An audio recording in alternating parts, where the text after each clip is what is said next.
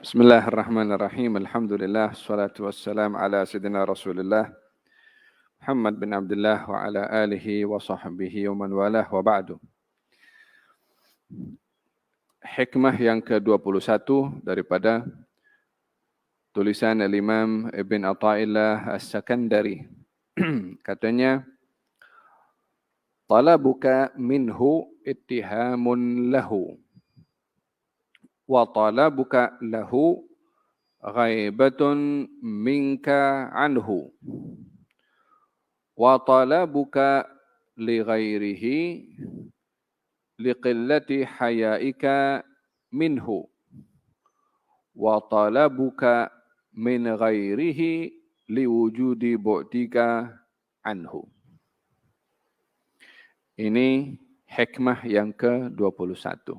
Artinya, permintaanmu daripada Allah, seakan-akan sebuah tuduhan bagi Allah. Pencarianmu terhadap Allah adalah tertutupnya dirimu daripada Allah. Pencarianmu akan selain daripada Allah menunjukkan sedikitnya rasa malumu kepada Allah.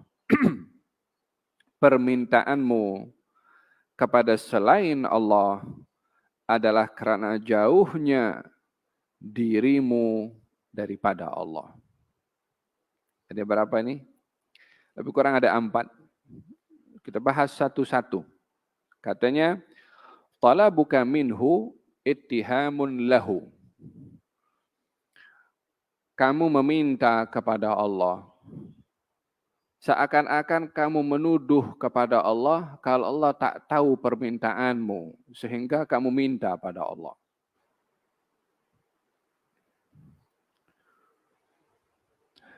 Kata-kata ini adalah memberikan penjelasan kepada kita tentang maqam yang berbeza antara satu golongan dan golongan yang lain.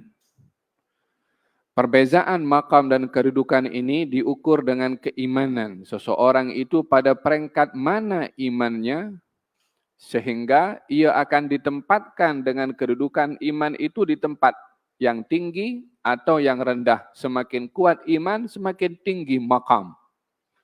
Semakin kurang iman, semakin rendah maqam.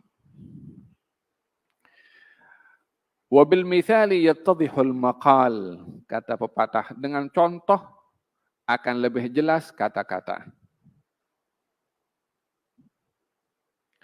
Nabi Ibrahim alaihissalam, ketika ia diikat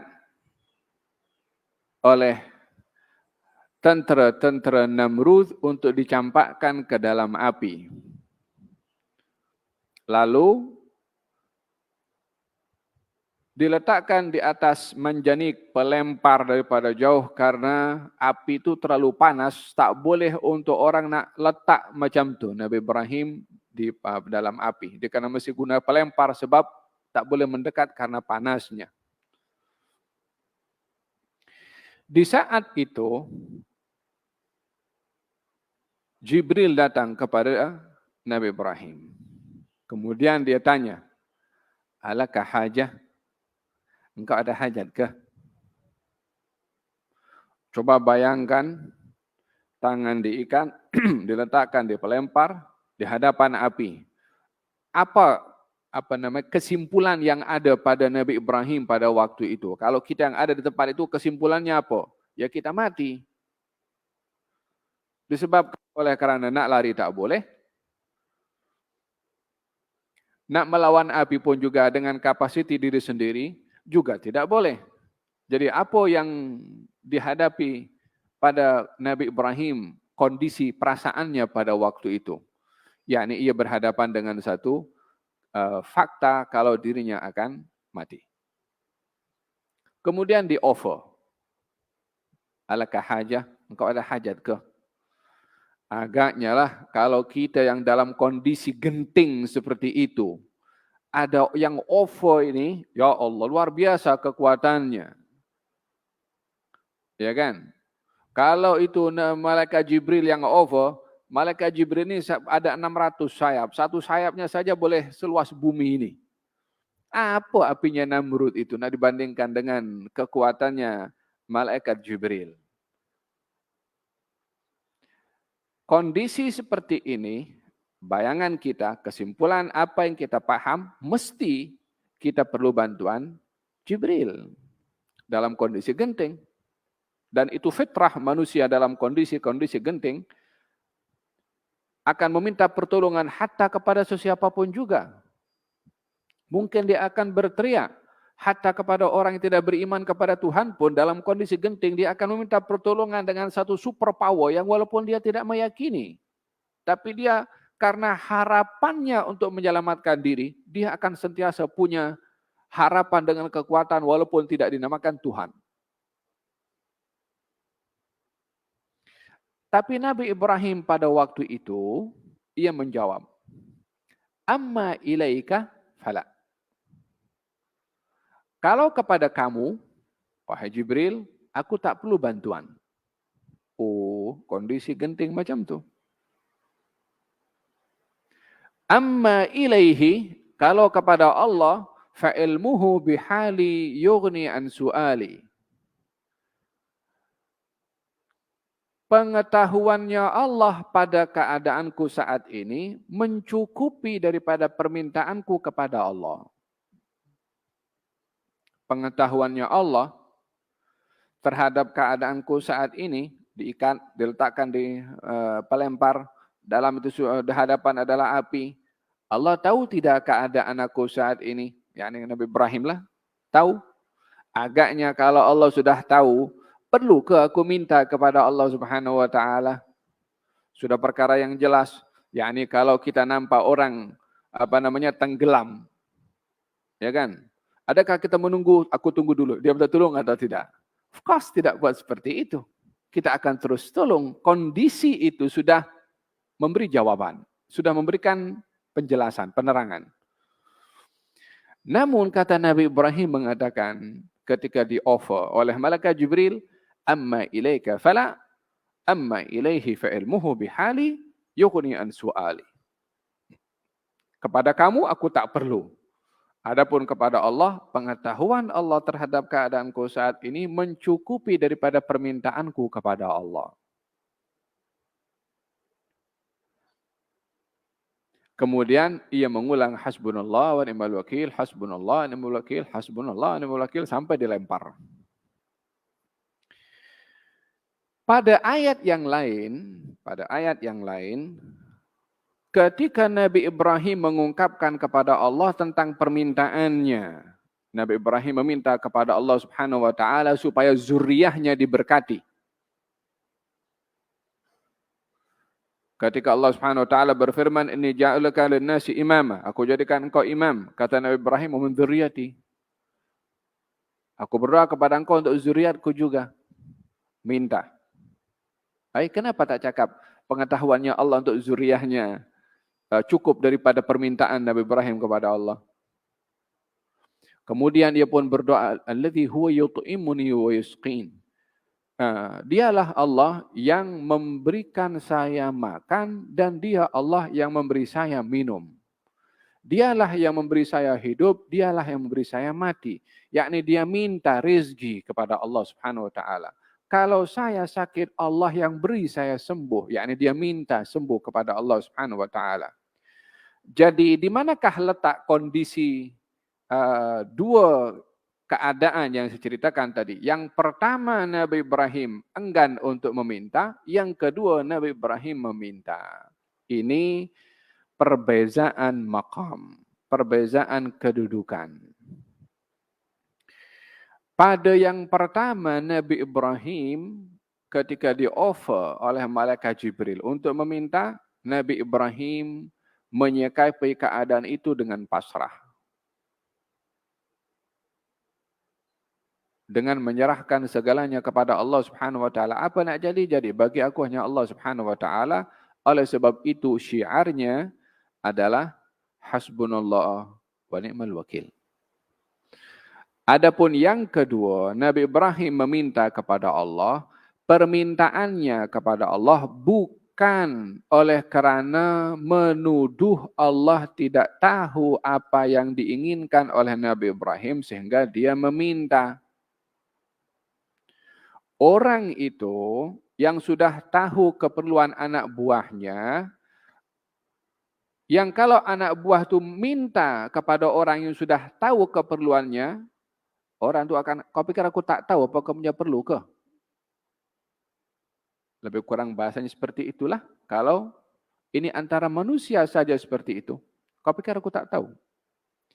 Agaknya siapa yang lebih tahu keperluan kita berbandingkan dengan Allah? Tak ada siapa yang lebih tahu kita punya keperluan berbandingkan dengan Allah Subhanahu wa taala.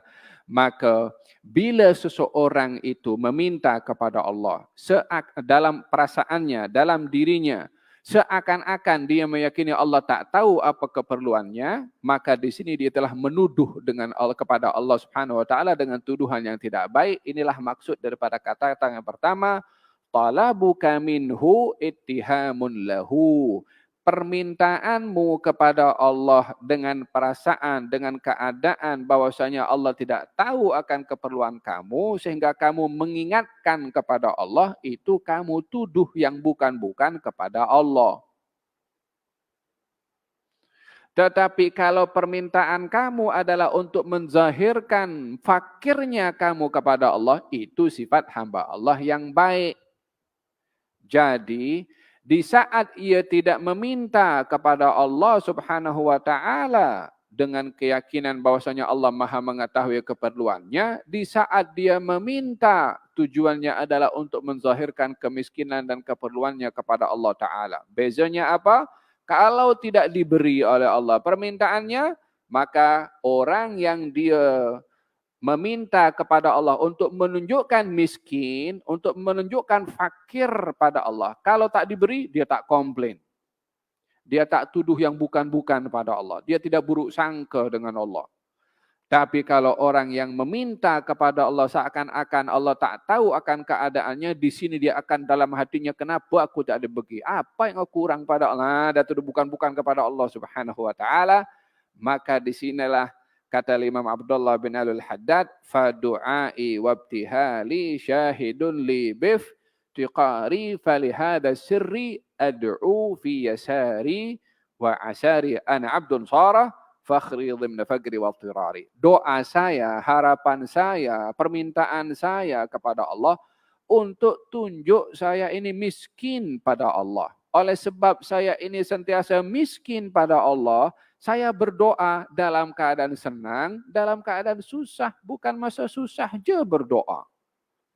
Sebab miskin kepada Allah bukan saat dia susah. Saat senang pun miskin juga kepada Allah Subhanahu wa taala. Manusia ini mana ada yang kaya di hadapan Allah Subhanahu wa taala? Ya ayuhan nasu antumul fuqara'u ila Allah wallahu huwal ghaniyyul hamid. Wahai sekalian manusia, semua kamu tanpa terkecuali miskin fakir kepada Allah, Allah yang maha kaya. Faham Tom? Ini potongan yang pertama pada kata-kata talabuka minhu ittihamun lahu. Jadi kita ini perlu berdoa atau tidak? Perlu. Innallaha yuhibbul mulihina fid du'a. Allah suka kepada orang yang kerap berdoa kepada Allah Subhanahu wa taala. Namun pada doa ada adab.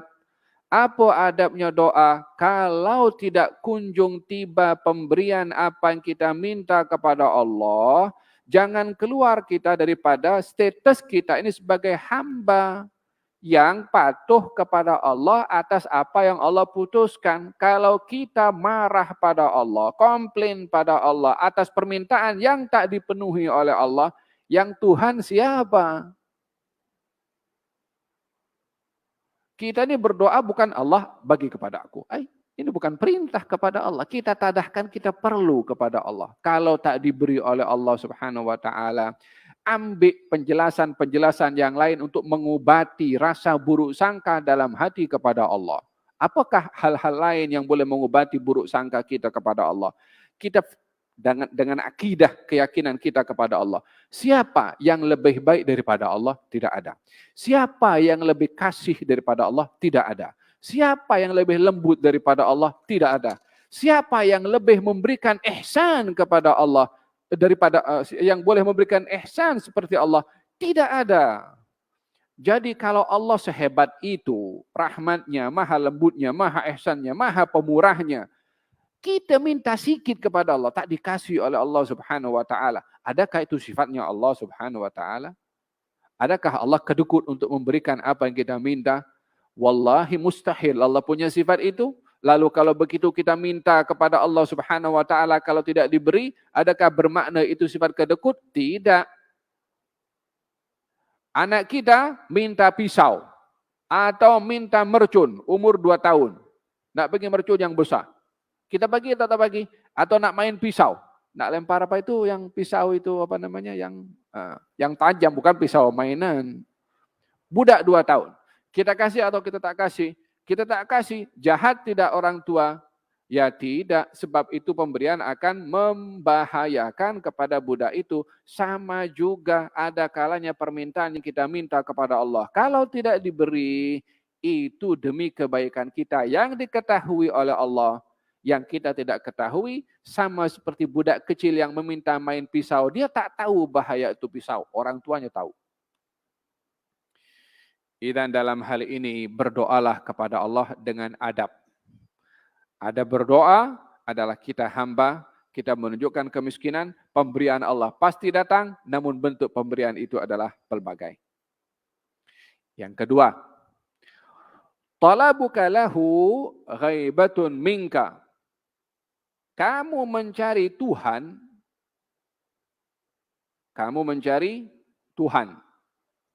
katanya, itu tanda gaibnya kamu daripada Tuhan.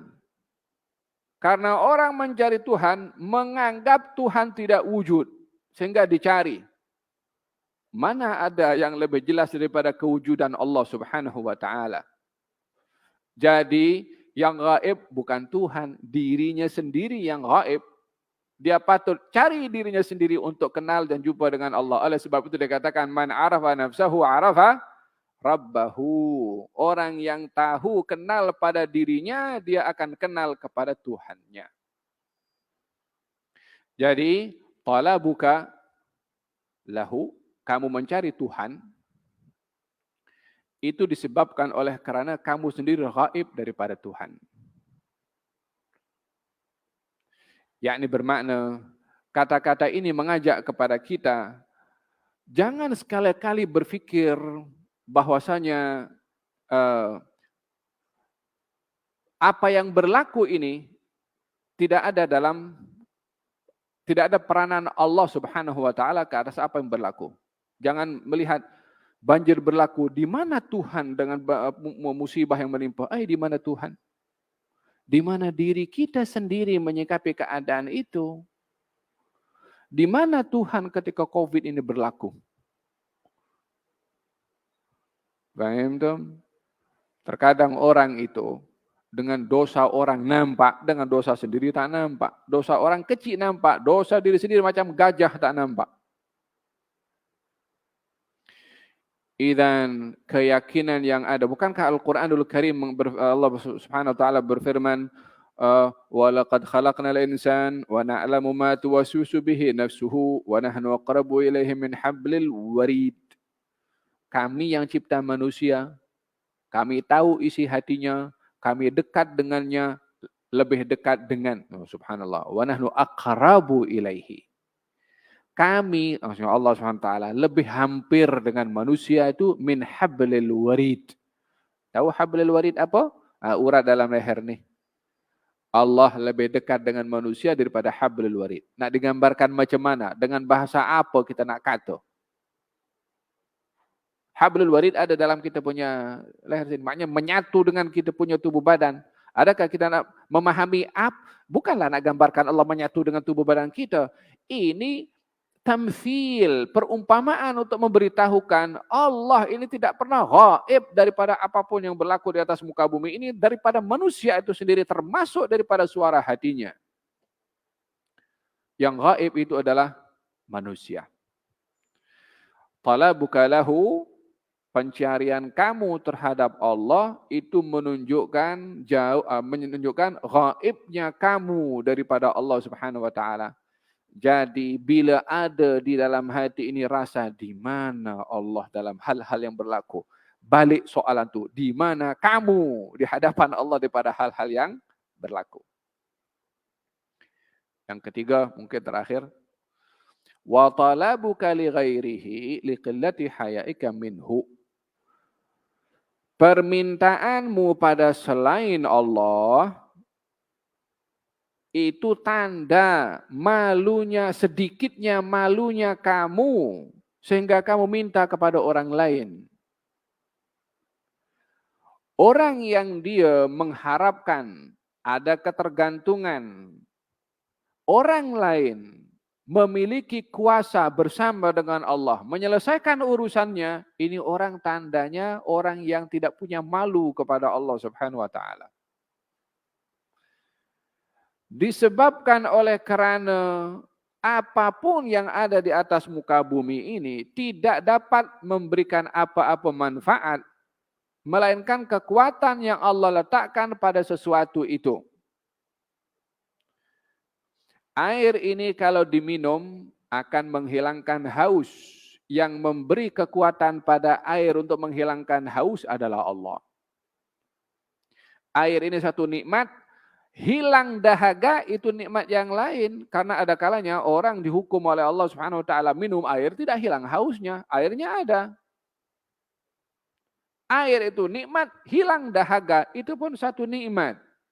Mana ada kekuatan pada ciptaan ini yang tidak diletakkan kekuatan itu oleh Allah Subhanahu wa taala? Idan, orang yang meletakkan ketergantungan pada sesuatu, baik itu pada benda, baik itu pada ubat, baik itu kepada kekuatan sistem atau kepada teknologi ataupun kepada jabatan ataupun kepada apapun juga. Ketergantungan pada kekuatan yang ada pada makhluk itu tanda orang itu malunya sedikit kepada Allah Subhanahu wa taala. Artinya tak punya malu kepada Allah Subhanahu wa taala.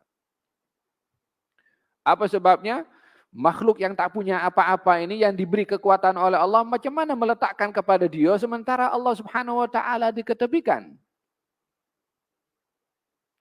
Oleh sebab itu baginda Rasulullah sallallahu alaihi wasallam kana idza hazabahu amrun dhahaba ila shalah. Nabi kalau ada masalah perang ke, masalah genting ke, masalah hal menakutkan ke, apa saja masalahnya, dia salat 2 rakaat dulu, dia pergi kepada Allah. Lepas itu dibincang, meeting, diambil okey tak apa. Pergi doktor, pergi berubat, pergi fulan, tak apa, bukan salah. Tetapi yang problem adalah bila mencari kepada mereka dengan meletakkan ketergantungan untuk dapat menyelesaikan hal dirinya itu melalui mereka-mereka ini adalah sifat malu itu, sifat malu kepada Allah Subhanahu wa taala adalah sedikit. Sementara kita perlu malu kepada Allah Subhanahu wa taala dengan tidak memohon atau meminta kepada orang lain. Walihada qala ahadus salihin, berada di masjid. Lepas itu didatangi oleh salah seorang raja, sultan. Kemudian sultan itu menghampiri kepada orang soleh itu. Kamu ada hajat kepada saya? Katanya, saya malu nak minta.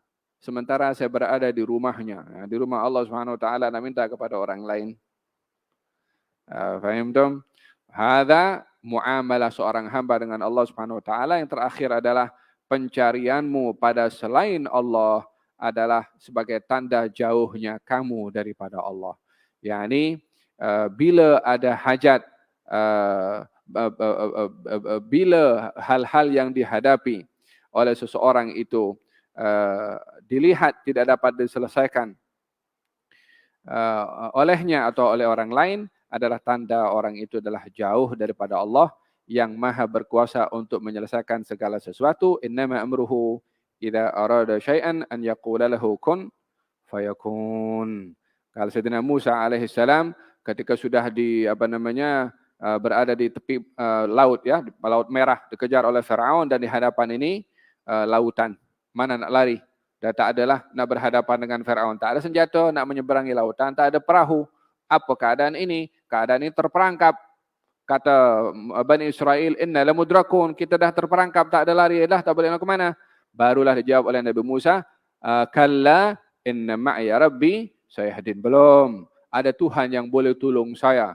Di saat seseorang itu merasa bersama dengan Allah dalam setiap keadaan, khususnya dalam keadaan saat genting, tandanya orang itu dekat dengan Allah. Dan ketika orang itu meyakini tidak ada lagi harapan, disitulah tunjuk orang itu adalah jauh dari Allah Subhanahu wa taala. Moga-moga Allah Subhanahu wa taala anugerahkan kepada kita ketergantungan selalu kepada Allah. Bila meminta dianugerahkan oleh Allah Subhanahu wa taala, adab dalam meminta, dan doa kita didengar oleh Allah, diberi yang terbaik oleh Allah. Harapan kita moga Allah kuatkan iman kita dan angkat makam kita dalam ma'rifah kepada Allah Subhanahu wa taala. Amin Allahumma amin. Wassallallahu alaihi wasallam Muhammadin wa ala alihi wasallam. Alhamdulillahirabbil alamin.